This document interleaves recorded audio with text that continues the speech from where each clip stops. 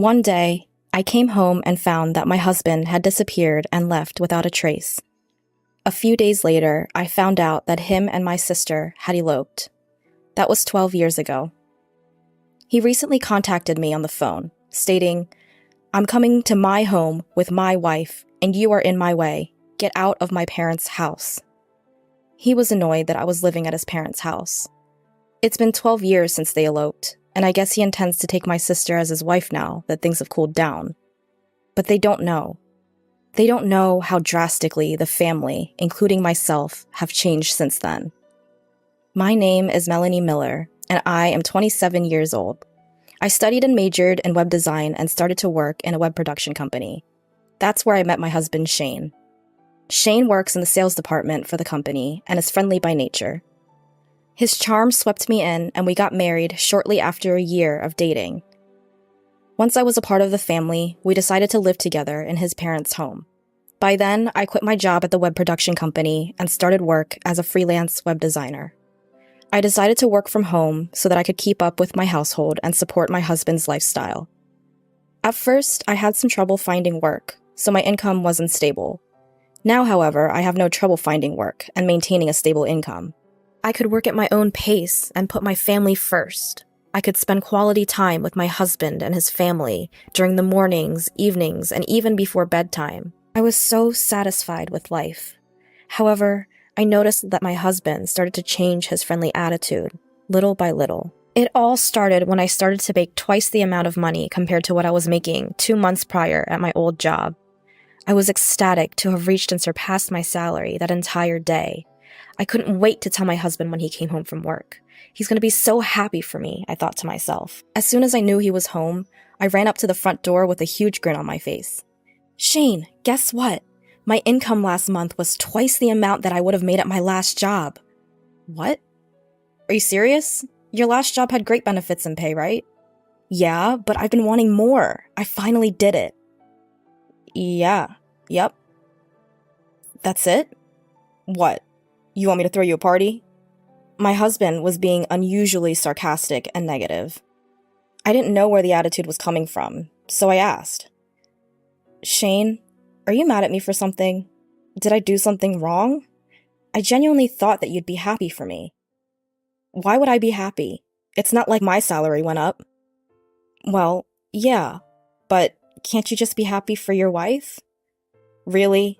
I'm not like you. I'm just not a naturally happy person." "Shane?" After that fight, my husband became more distant and indifferent day by day. Our daily conversations decreased until eventually it was only me that greeted him good morning and good night first. Even though we were only a year into marriage, we were far from happily married. My in-laws, whom we lived with, started to notice the tension and they began to worry, but they never said anything. 2 months went by and the relationship was still the same.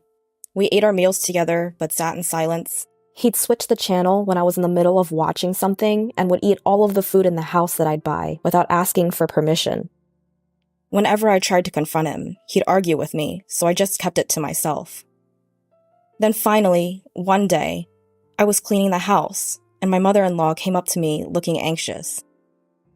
"Melanie, how are you? Are you okay?" "What do you mean, am I okay?" "Well, when you and Shane first got married, you both used to go out and enjoy spending time together. But lately, it seems like you don't do much of that anymore. And you don't even talk, and..." "Yeah, but we've only been married for a year," I replied. But it was strange. I forced a smile back at her so that she knew not to worry. But she saw right through my smile. She looked at me with a straight face. "If you don't want to talk about it, I won't make you. But I worry about you, and lately, I feel like you've been down." "Well, I'm not faking anything."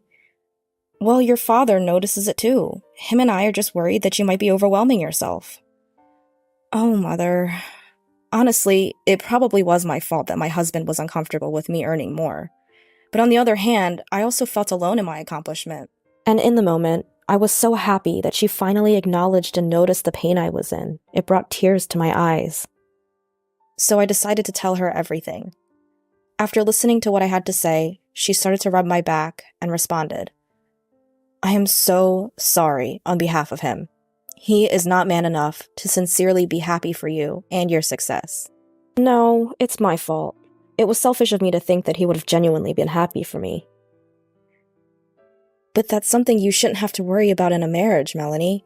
And if you keep your feelings in about this, it will only make it worse. I don't think it could get any worse. Okay, so the two of you need to seriously talk about this. Can you do that? Yes, I can. Thank you for listening to me, Mom. She smiled back at me. Of course. And then she patted my head. My in-laws love me as if I were their own daughter. They saved me. With her advice in mind, I decided to have a proper conversation with my husband. That night, I stayed up waiting for my husband to come home. However, there was no sign of his return no matter how many hours went by. Normally, he'd be home by 10 at the latest, but it was already past 11 that night. What's taking you so long? I texted him, but he didn't reply. Maybe something's wrong. I attempted to call him, but the phone would only ring and he didn't pick up, so I kept anxiously waiting. About midnight, he finally came home. Welcome home, I said, but he sighed loudly and looked at me annoyed. What are you doing? Why are you up this late? Well, I wanted to have a serious conversation with you today. About what? He answered annoyingly. This all started between us because of my new salary, right? I mean, I probably should have kept that to myself. I'm sure it hurt your ego. As soon as I said that, a chill ran through me.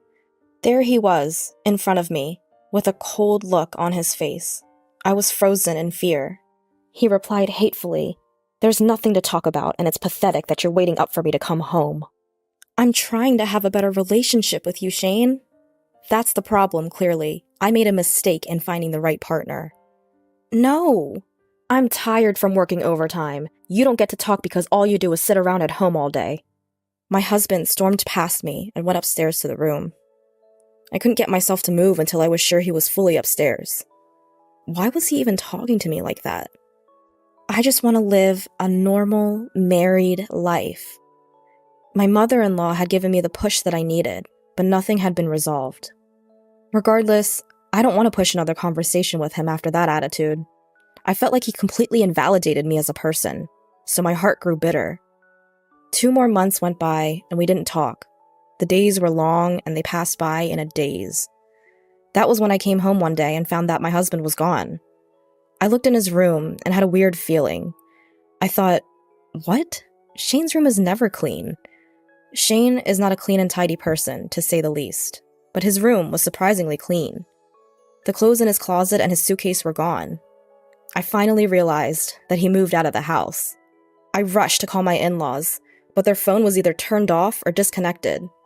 My sister Mimi then called me while I was still panicking. Hi, sis. Long time no see. Mimi, I can't talk right now. Your husband isn't there, is he? What? How did you know that? How did she know that? Something's not right here, and she proceeded to tell me the truth. I'm with your husband right now. What? What do you mean? Well, I was just at the bar, and I saw him there, coincidentally. We had a drink, and then he said you guys weren't really getting along. Mimi, no! You can't be. I am dating him, and we're going away to get married, so don't try and stop me. Going away? Don't be silly. Bring Shane back home now. I'm sorry, I can't. I've actually had these feelings for a while now. Plus, he's tall and handsome. I'll take him. Then, the phone went silent. I tried to call her back so many times, but she never answered. Instead, she sent me pictures. There were dozens of photos of them together, going on dates, smiling. Either way, it was not something I enjoyed looking at. A few days later, I received his signed and completed divorce papers. I called his job, but they told me he'd already resigned. I knew that I didn't deserve to go through this alone. I told my parents and in-laws about the situation and asked for their support. So, apparently, Shane and Mimi are together now. He quit the company on his own, and now he's making me sign the divorce papers. Everyone was speechless. Then, my father-in-law started to speak after processing. Melanie, I am truly sorry for our stupid son. I don't expect you to forgive me. Matter of fact, you don't have to. Oh, Father. And unfortunately, I cannot forgive your sister either. You are like a daughter to me. I cannot forgive them for hurting my precious daughter. Everyone agreed with him in this. It was at that moment, when all of us completely changed how we felt and thought about Shane and Mimi. My in-laws were considering moving into a new house at the time. After the situation, they claimed, "I don't want anything to do with my son ever again," and they moved houses without telling him. My parents have also decided to cut ties with my sister. If she were to ever come back, they said they'd pretend as if they don't know her. Someone whose moral compass is so far gone that they'd take their sister's husband is no daughter of ours. That was their reasoning. So then, I decided to take this opportunity to go back home to my parents. I demanded alimony from them in exchange for going through with a divorce, which he responded, "You get the alimony when I get my divorce." But I eventually received several million yen in alimony with a message that followed, "Divorce me." As soon as the divorce was finalized, I cut all ties with Shane and Mimi. It's been 12 years since the divorce, and a lot has happened since then. My in-laws tore down the house we all lived in and even sold the land. I have become more well-known as a web designer, and my salary is much higher than it used to be. Because of this, I'm able to travel regularly with my parents and live a fulfilling life. Today, while I was working, I received a call. I picked up without looking at the caller ID, assuming it was a client. But it instantly brought back bad feelings. "It's been a long time, Melanie. How have you been?" "Shane? I knew you'd remember your ex-husband's voice. He's talking nonsense, just like before. What do you want? 12 years and now you want to talk?" I could hear him chuckle. "No, you're in my house. Get out within the next 10 minutes. "What? What are you talking about?" "We're in some financial trouble. Anyway, I'm on my way there now. I'm bringing my wife home to my house. You can get out of my parents' house now."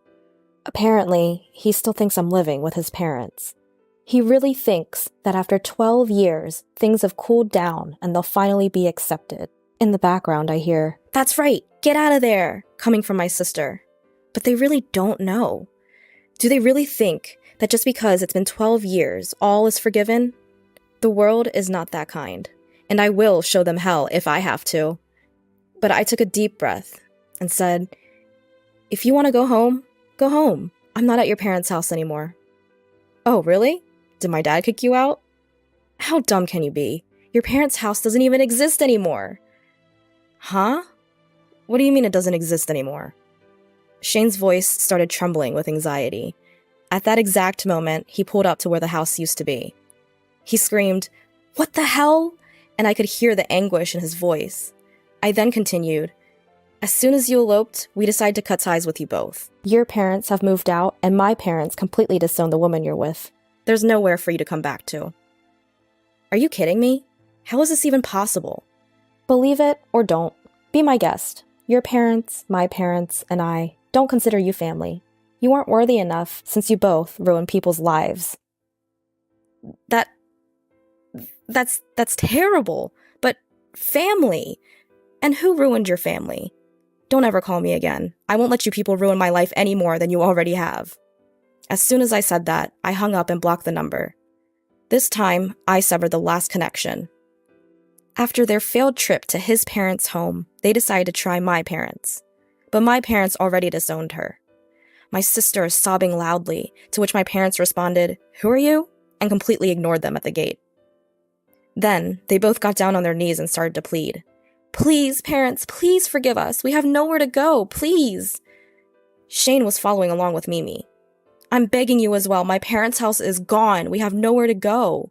Shut up. We don't care. You're not family anymore." That's right. He even sprinkled salt on the front door. "No, please, wait. No, please, I'm begging you. My father-in-law." "You don't get to call me that. Get out of here." They were so persistent that my father ended up sprinkling salt on them, and my mother called the cops for trespassing. They have not been seen since. Last I heard, they were jobless, homeless, and asking their friends for money. But by the time they came back, word of them had spread around, and no one was willing to lend them anything.